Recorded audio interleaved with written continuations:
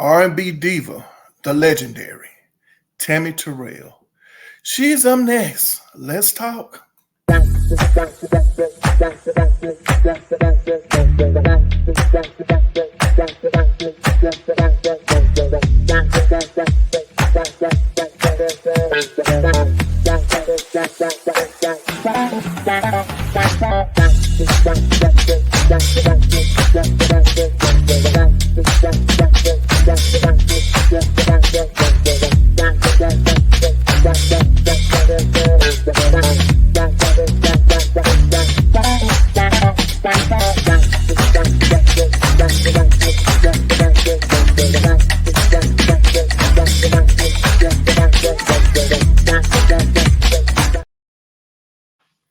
What's up, everybody? Welcome back. Welcome back over here to my channel, Pepe's Point of View. I am your host, your R&B historian, Pepe, and I want to welcome you new viewers, you returning viewers, and you subscribers. Thank you guys so much for your support.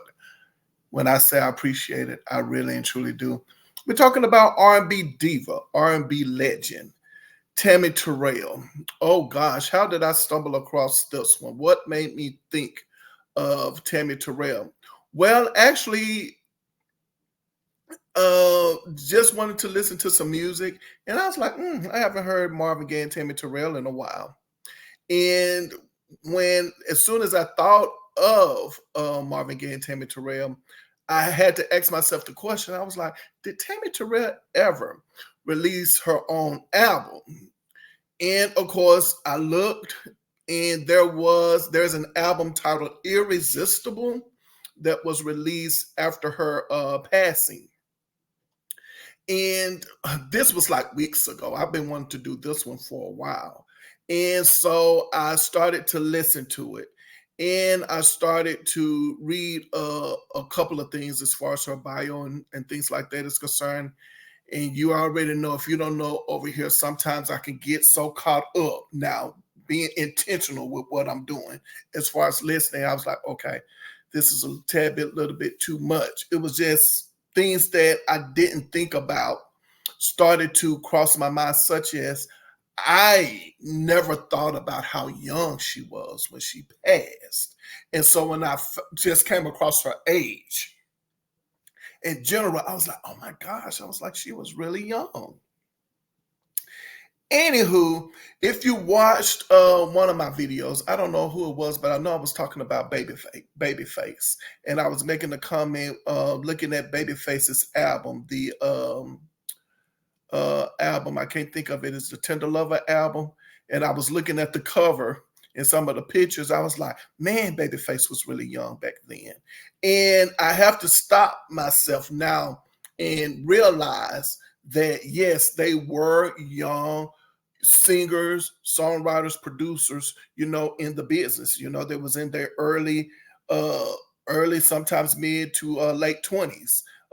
Some of the artists that I'm looking at as a child, and I'm thinking that they're these older, people, and they were actually, pretty much teenagers and young, and so that just kind of caught me off guard. But anyway, enough of all of that. We're going to just go ahead on and dive right into Tammy Terrell. Whew. And over here, I basically, it's a music review. That's pretty much what I do for the most part. As I said, I don't necessarily, dish out the dirt on who dropped, kicked who, literally and figuratively speaking. I don't do that unless I find it necessary to do so when it comes to the music. And I think this is one of the ones where I'm probably going to get a tad bit into, the personal life, as far as what some people have been reporting. Whew. All right. Now, I just did a video on Amy Winehouse. And Amy Winehouse, of course, she's no longer, with us. She has passed on. And I'm going to listen to her second album and pretty much try to find out more about her, because I couldn't go in depth with her the way I wanted to. And as I said, since I pretty much, what I do is when I think of an artist that I want to listen to, all I do is I go back and I listen to the music again. If I don't have the music, I go out and and try to find the music. And when I do, I listen to the music, and then I just pretty much think about me personally. What was happening at the time? What can I draw from? What was happening to what's happening in my life at the time, as far as what I was thinking about the artists and the music, and kind of tied in that way. I don't necessarily go in and read other people's bios and music reviews unless I find it necessary.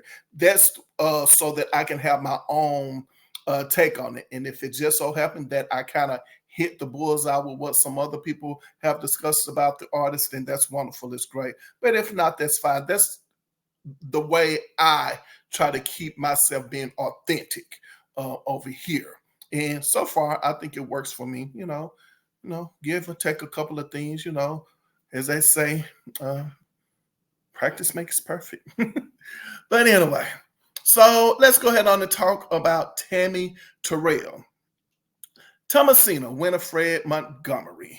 She was born, according to this particular publication, in April 29th, 1945, and she passed March 16th, 1970. She's professionally known as Tammy Terrell, and she was an American singer-songwriter, widely known as a star singer for Motown Records during the 1960s, notably for a series of duets with singer Marvin Gaye.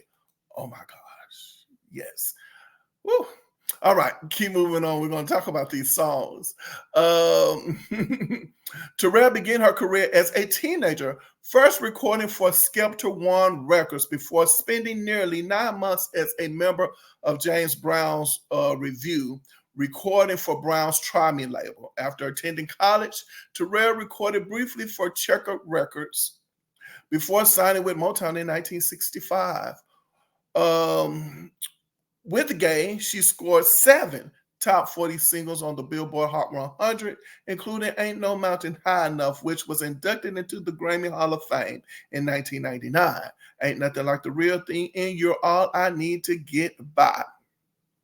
Terrell's career was interrupted when she collapsed into Gaye's arms as the two performed at a concert at Hampden Sydney College on October the 14th, 1967. Terrell was later diagnosed with a brain tumor and had 8 unsuccessful surgeries before passing on March 16, 1970 at the age of 24. Wow. Tammy Terrell, of course, was born in Philadelphia to Jenny and Thomas Montgomery. Jenny was an actress and Tom, was a barbershop owner and a local politician. According to her sister, this publication, I don't know if it's true or not, their mother was mentally ill. Now, it says here, Terrell was the older of 2 siblings. According to the Unsung documentary, her sister, Ludi, said her parents thought Terrell was a boy and therefore she would be named after her father.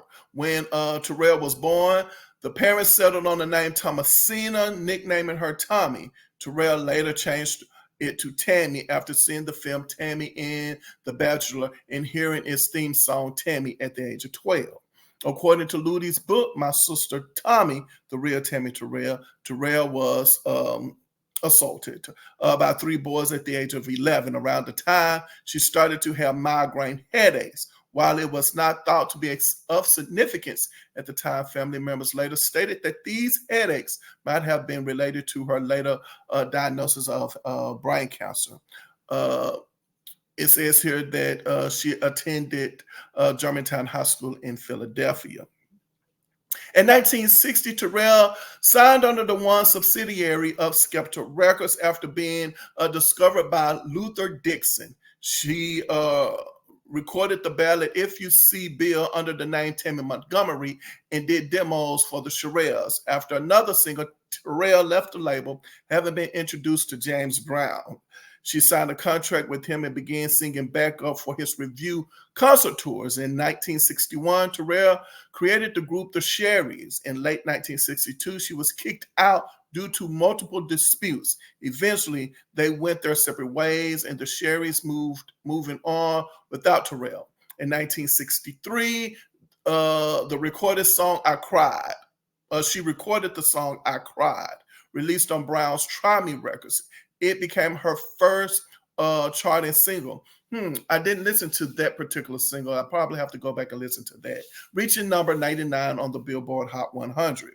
Terrell later signed with Checker Records and released the Burt Burns produced If I Would Marry You, a duet with Jimmy Radcliffe, which Terrell co-composed. Following this relative failure, Terrell announced a semi-retirement from the music business. Terrell enrolled in the University of Pennsylvania, where she majored in pre-med, staying at the school for 2 years. In the middle of this, Terrell was asked by Jerry Butler to sing with him in a series of shows in nightclubs. After Butler arranged to assure Terrell that she would continue her schooling, she began touring with Butler. In 1965, during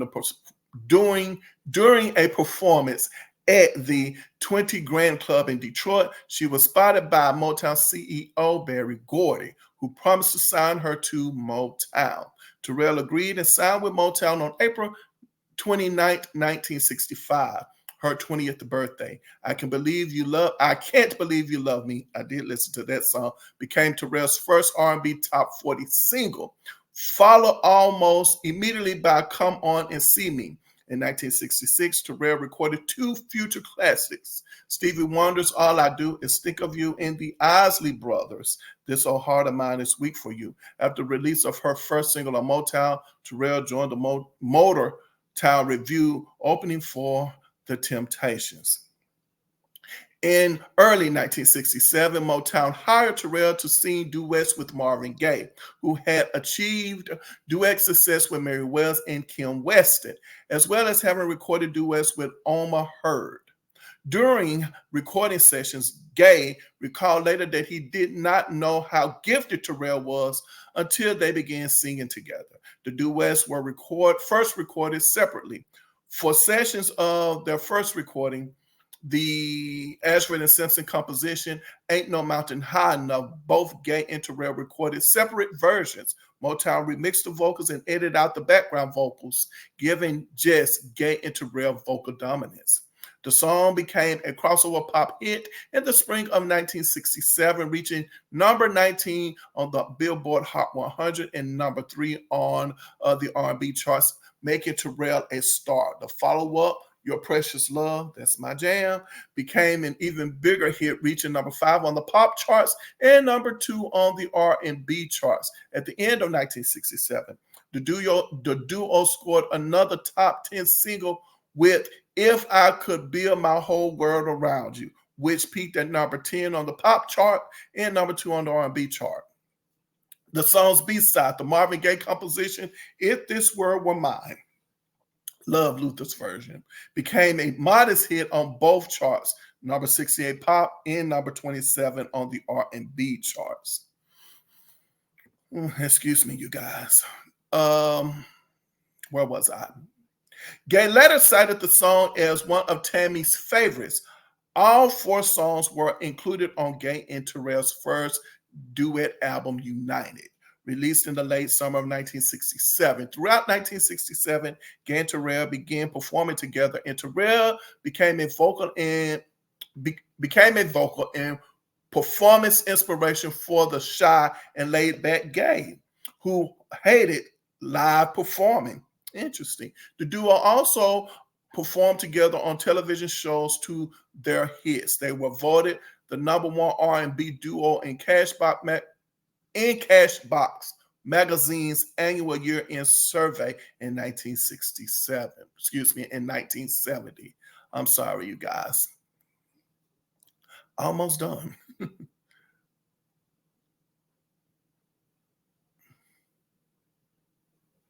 While Terrell was being established as a star, the migraines and headaches she had suffered from since childhood were becoming more constant.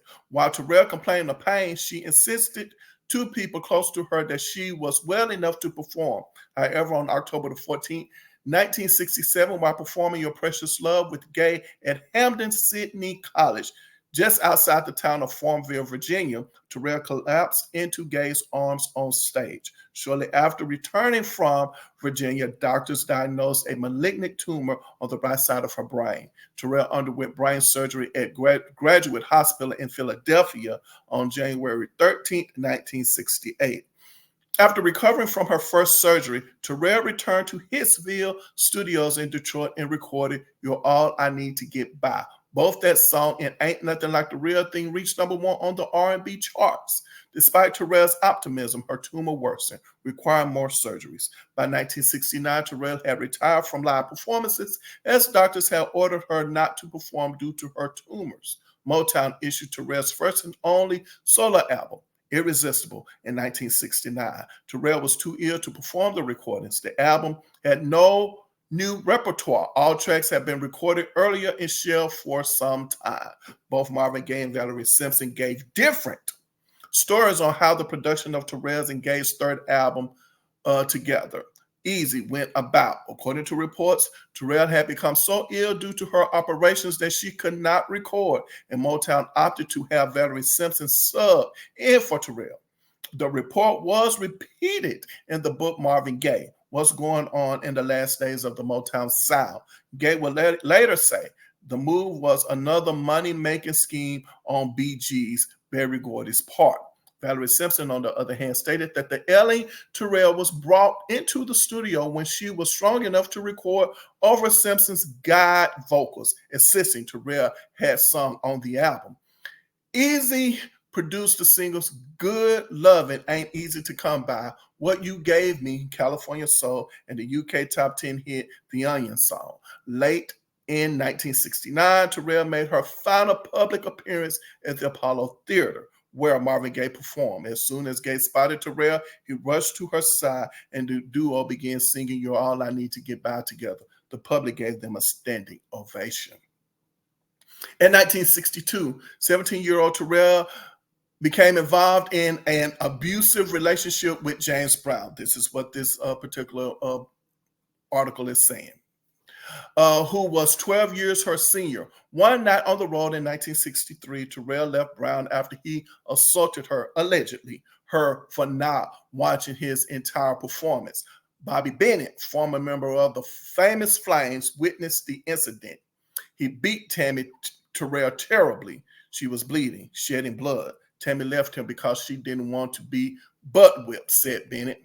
During the Motor Review in 1966, Terrell embarked on a torrid romance with Temptations lead singer David Ruffin, allegedly. That year, Terrell accepted Ruffin's surprise marriage proposal. After Terrell announced their engagement on stage during an appearance together, she discovered that he was already married. Ruffin had a wife, 3 children, and another girlfriend in Detroit. This revelation in Ruffin's drug addiction allegedly led to violent arguments. Terrell told Ebony magazine in 1969 that she believed her emotional state during this relationship was a contributing factor to her headaches, which came after quarrels. In 1967, Terrell ended their relationship after Ruffin hit her in the head with his motorcycle helmet, allegedly. It was rumored that Ruffin also hit Terrell in the head with a hammer, allegedly, which further complicated her her unknown condition. The rumor was disputed in Terrell's unsung episode.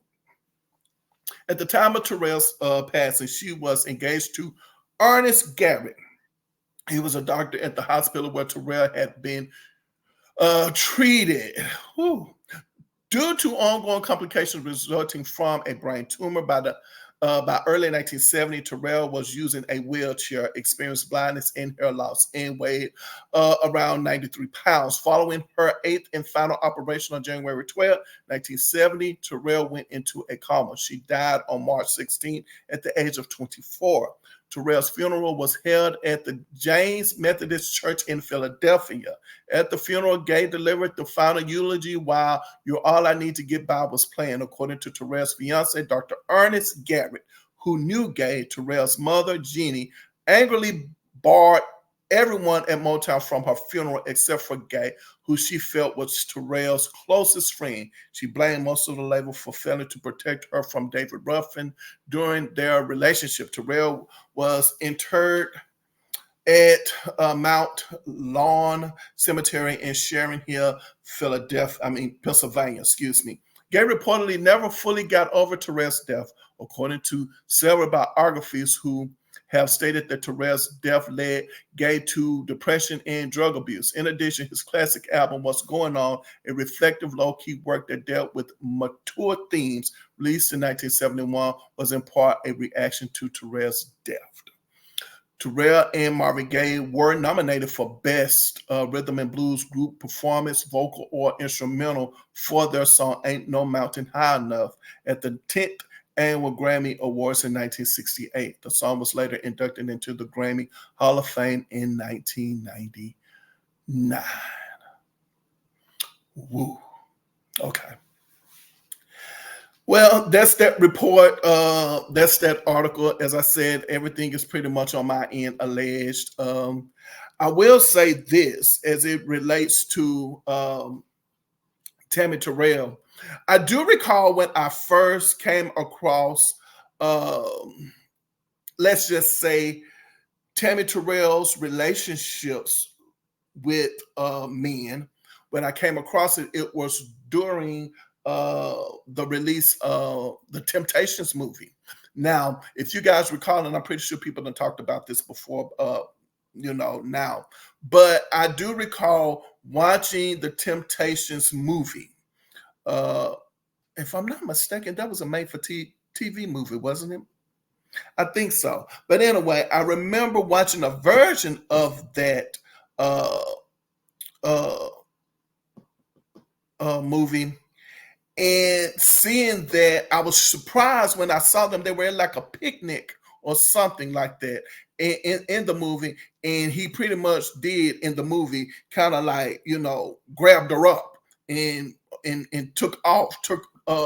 off with her, grabbed her, and I guess, took her to the car, or they left, or whatever the scene was about. And I recall some of the members of the Temptations in the movie basically was saying they were tired of, he didn't have to treat Tammy that way. And, I was shocked. I was like, wow, I said, I don't remember, hearing anything like that, about Tammy Terrell.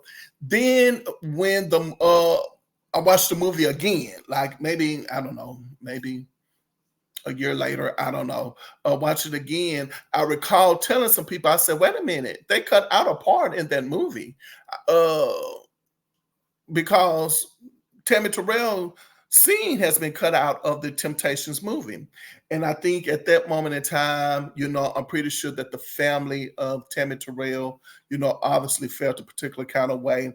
And that's when I guess I kind of discovered, for whatever reason, and obviously if this article is to be correct, is that, the family obviously felt a certain way about Motown and, their treatment of how they handled Tammy Terrell as far as her,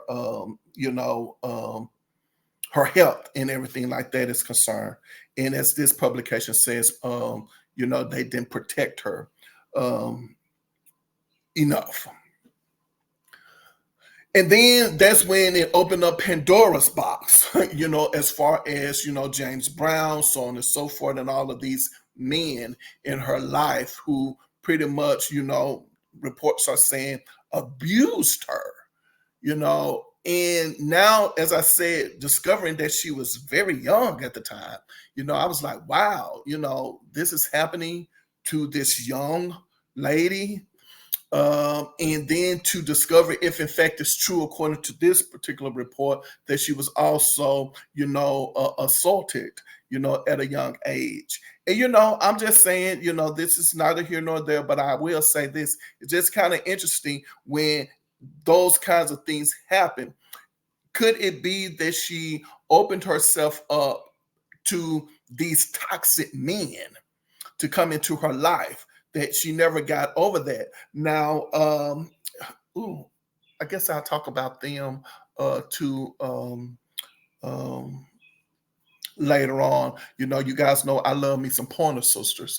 And I do believe I remember Anita and was it Anita and Ruth were was said that June also had pretty much the same thing happen to her, at a young age. She was assaulted as well. And that, of course, started her, drug substance abuse issues. And that's how she, dealt with that happening to her as well. Yeah, I think I might talk about the Pointer Sisters. It's interesting. It's interesting. Um, Stay tuned because I'm going to also talk about another R&B diva who is not here, who has passed. That's my next video that's coming up, and I want to talk about her. I guess now I'm discussing Amy Winehouse. Um, what's her name? Of course, Tammy Terrell. Then the other R&B diva that I would be talking about. And I guess I need to talk about the Pointer Sisters as well. And I definitely haven't finished talking about Phyllis Hyman. I haven't. I haven't finished discussing Shaka Khan as well. So there are some people that I haven't discussed the way I wanted to, but trust me, it's coming. My thing is, it's all about a vibe for me. So if I'm feeling the vibe, that's how I do it. I just don't want to be forced to do anything. You know what I'm saying? But anyway, so we're pretty much approaching the 30-minute mark here. And I think that it's a great place for me. I don't know. Should I just stop or should I continue? I don't know. I think this is a good place to stop right now and then go into, talking about Tammy Terrell's album in her music with Marvin Gaye. Interesting. I don't know. You guys tell me, what you think. And I stay to the 30-minute mark. I get this iconic type feel from her, obviously, wonderful, great voice. When I see pictures of her, some people who come to mind, like right now, I can see Taraji P. Henson playing Tammy Terrell. I can see that. I can see Taraji P. Henson playing Tammy Terrell. I can see Alicia Keys being Tammy Terrell. Uh, uh, she gives me the feel of Beyonce.